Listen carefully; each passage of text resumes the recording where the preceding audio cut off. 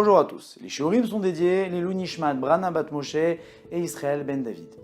La Gemara dans Yoma, Kav Gimel Amud Aleph nous dit une halakha très intéressante. Nous savons que nous avons l'interdit de se venger.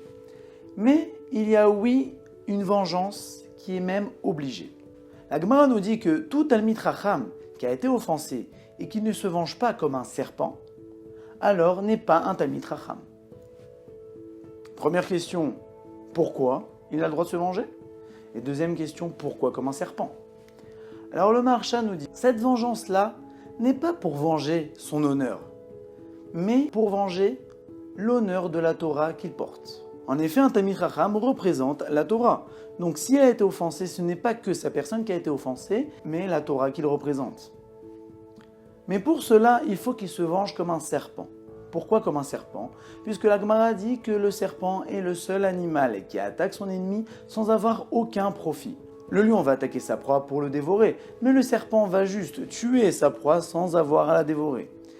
De la même manière, le Talmid Chacham devra se venger de manière totalement désintéressée de son propre honneur, mais de l'honneur de la Torah. La question est de savoir, mais pourquoi n'est-il pas un Talmid Chacham? Il aurait pu dire, ok, tu vas te venger, si tu ne te venges pas, tant pis. Pour expliquer ça, nous allons prendre un petit exemple un peu aucun rapport. Imaginez-vous la finale de la Coupe du Monde qui se joue au tir au but. Imaginez-vous donc le tireur et le goal. Le goal est prêt à arrêter la balle, le tireur tire boulet de canon et le goal la laisse passer. Et là, la Coupe du Monde a été remportée par l'équipe du tireur. Mais les gens demandent au goal. Il dit, attends, je comprends pas, tu l'as laissé passer, pourquoi? Il dit, la vérité, j'ai fait un peu de moussard. Je me suis dit, ça se fait pas, faut travailler un peu sur soi, je vais le faire plaisir, je vais laisser passer la balle. Mais attends, je comprends pas.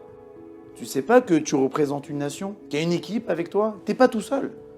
Tu représentes quelque chose. Tu peux pas prendre une décision qui met autant de choses en jeu.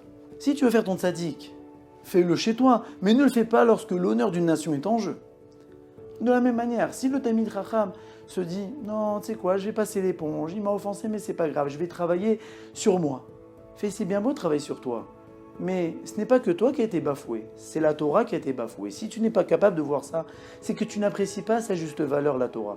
Donc si tu n'apprécies pas sa juste valeur, la Torah, c'est que tu n'es pas un Talmid Chacham. De là, nous voyons que nous devons défendre les valeurs de la Torah, mais à la condition de le faire pour la Torah.